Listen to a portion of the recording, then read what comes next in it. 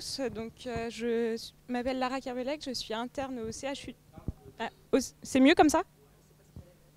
Au CHU de Tours, et je vais vous présenter donc une cohorte de patients atteints d'une surdité liée à l'X de type donc DFNX2 pour Deafness X-Link, à partir donc d'une série de 38 patients. Donc, rapidement, donc, la surdité liée à l'X de type 2 a été décrite pour la première fois en 1971, donc ce qui remonte un peu par Nernst, qui a rapporté une famille avec 10 hommes atteints d'une surdité mixte profonde, avec une atteinte vestibulaire associée et chez qui un patient avait eu une chirurgie qui montrait une fixation de l'étrier et qui retrouvait également un geyser limbiratique lors de cette chirurgie. Donc c'est lié à une surpression au niveau de l'oreille interne et qui entraîne un jaillissement de LCR et de périlymphe lors de la chirurgie. Depuis, il y a eu beaucoup d'autres études qui ont publié donc, le phénotype auditif de ces patients qui a un petit peu évolué. Donc la surdité peut être mixte ou de perception, elle est modérée à profonde et généralement d'apparition prélinguale avec des malformations de l'oreille interne qui sont variables. Donc je vous ai mis ici une représentation d'une coupe axiale de scanner d'une oreille de morphologie normale. C'est bon, j'ai le pointeur. Donc avec ici le modilius qui est en fait la partie centrale de la cochlée autour duquel s'organisent les spires et décidément, excusez-moi, l'aqueduc de la cochlée, l'aqueduc du vestibule qui est ici et le vestibule ici et ici on voit une partie en fait des canaux semi-circulaires. Donc ça c'est ce à quoi doit ressembler une oreille interne de manière normale. Chez les patients, ça ressemble plutôt à ça, donc avec une dilatation importante du conduit auditif interne, avec une malformation de la cochlée et généralement une séparation incomplète en fait, entre la cochlée et le vestibule.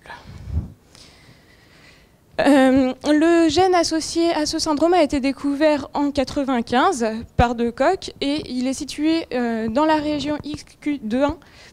C'est une région en fait, de 3 mégabases qui est très pauvre en gènes mais riche en éléments régulateurs, ce qui est relativement logique vu que le gène POU3F4 est code un facteur de transcription. Cette région, vous la retrouvez ici, donc avec les éléments régulateurs connus de ce gène. Et ici, c'est le premier gène en fait, homomorbide qui est retrouvé. Et celui-ci est impliqué dans les troubles du neurodéveloppement. En dessous, vous pouvez voir une représentation schématique du gène et de la protéine avec ces 3 domaines fonctionnels. Le domaine N-terminal qui correspond en fait à probablement à l'activité transcriptomique de ce gène, ainsi que les domaines POU spécifiques et l'homéodomaine POU qui, eux, vont permettre la liaison spécifique donc, de cette protéine sur sa séquence cible d'ADN. L'objectif de cette étude, c'était déjà de caractériser le phénotype clinique et le génotype dans une série de patients, parce que si le phénotype au niveau auditif est bien décrit, généralement les données sont manquantes pour tout le reste de ces patients. Et on a pu observer chez certains patients qu'on suivait des troubles du neurodéveloppement. Donc on voulait définir également de manière plus précise le rôle de POU3F4 dans le phénotype neurodéveloppemental. Par la suite, rechercher donc une corrélation phénotype-génotype et puis, in fine, aboutir à des recommandations de prise en charge pour ces patients. Notre cohorte a été constituée donc, à partir des données moléculaires pour 29 patients qui étaient disponibles à Tours parce que c'était un gène dont on effectuait le séquençage ciblé de manière historique. Et on a associé à ces patients-là 9 patients qu'on a trouvé via les laboratoires qui effectuaient des panels de surdité. Et vous voyez ici donc la répartition géographique des patients qu'on a inclus. On a ces patients appartenaient à 28 familles différentes et puis ils avaient un âge qui allait de 3 à 53 ans. Au niveau de leur génotype, on a trouvé donc 21 mutations de petite taille ou ponctuelles, avec 14 d'entre elles qui n'étaient pas décrites dans la littérature, c'est celles qui sont soulignées ici. Et on peut remarquer que les mutations faux sens sont uniquement dans les domaines POU spécifiques et au domaine POU. On avait également 4 délétions de plus grande taille, avec 2 d'entre elles qui incluaient uniquement les facteurs de régulation, donc celle-ci et celle-ci, mais qui ne touchaient pas au gène POU3F4.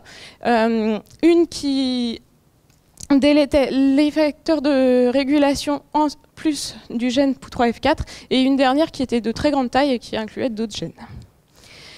Ce qu'on peut voir donc rapidement sur le phénotype auditif, c'est qu'on a une surdité d'apparition prélinguale, on s'en doutait, avec une surdité principalement de perception dans notre cohorte, ce qui est un petit peu différent de ce qu'on peut retrouver dans la littérature, où on avait plutôt 50% de surdité de perception et 50% de surdité de type mixte. L'ensemble des patients de notre cohorte ont eu une prise en charge par audioprothèse, donc ce qui veut dire que quand même la prise en charge est plutôt bonne pour ces patients-là, avec souvent un diagnostic qui a été fait avant 1 an pour les patients les plus jeunes. Et seuls 6 d'entre eux ont eu un implant cochléaire, ce qui peut s'expliquer parce que historiquement, la chirurgie de l'oreille interne n'est pas recommandée pour ces patients-là, et il y a un risque d'aggravation de la surdité lors de cette chirurgie. On pourra y revenir plus tard parce qu'il y a des papiers qui viennent de sortir pour justement essayer de trouver une solution pour ces patients vis-à-vis de cette chirurgie-là. Au niveau des anomalies radiologiques pour l'oreille interne, on a été relativement surpris de voir qu'un des patients n'avait pas de malformation sur son scanner des rochers. C'était un patient qui était inclus dans un panel de surdité. Par ailleurs, ce qui revient donc le plus souvent, c'est les dilatations du conduit auditif interne, l'absence de modulus osseux et les autres dysplasies cochléaires. La malformation caractéristique de cette surdité, c'est la partition incomplète de type 3. Il s'agit en fait d'une malformation typique de la cochlée avec une absence de modulus et excusez-moi,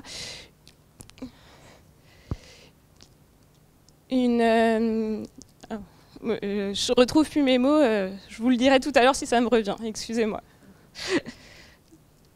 Au niveau du phénotype neurodéveloppemental, donc on a retrouvé des choses auxquelles on pouvait s'attendre, notamment un retard de développement moteur, des troubles de l'équilibre et des troubles du langage, qui est relativement logique vu qu'il y a une atteinte vestibulaire dans ce syndrome et le déficit auditif. Par contre, on a également mis en évidence que 8 patients avaient un handicap intellectuel ou un retard psychomoteur, des TSA qui étaient relativement fréquents aussi, et des troubles du comportement ou un TDAH dans plus de 14, pour au moins 14 patients de cette étude, donc ce qui est très important.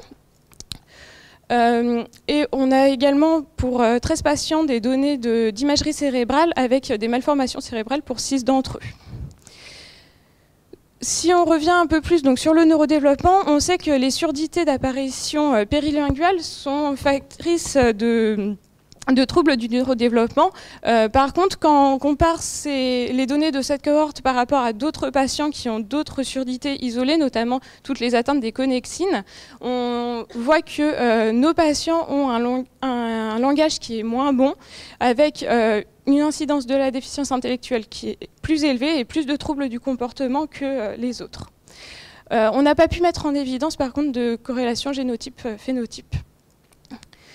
Par ailleurs, le rôle de POU3F4 dans le neurodéveloppement est soutenu par plusieurs arguments biologiques, notamment l'expression de POU3F4 dans le mésencéphale et le tube neural au cours de l'embryogenèse, et son rôle dans la différenciation des cellules gliales radiales en neurones durant cette embryogenèse, et par la suite dans la maturation des neurones chez le nouveau-né.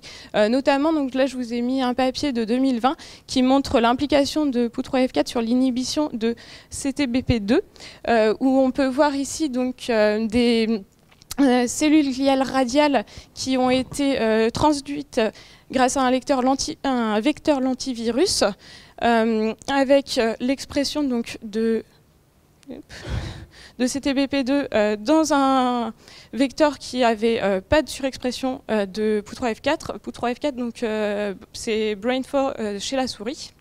Et donc une diminution forte de cette expression lorsqu'on surexprime POU3F4, ce qui est également montré donc, par les analyses de Western blot de la protéine.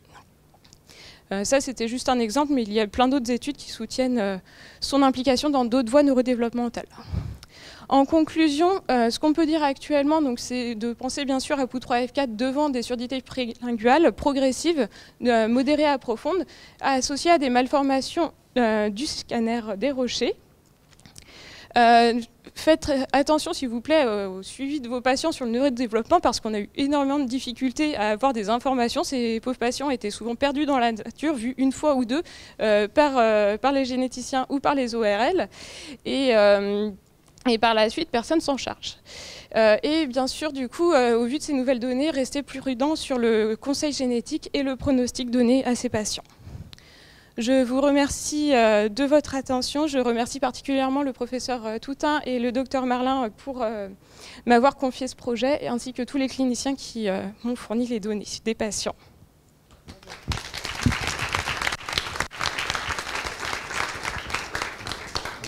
Merci, merci, merci. On fera attention à l'avenir au suivi de nos patients, crois-moi.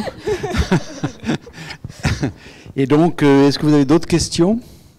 Oui, la question moi, qui me brûlait, mais tu as répondu.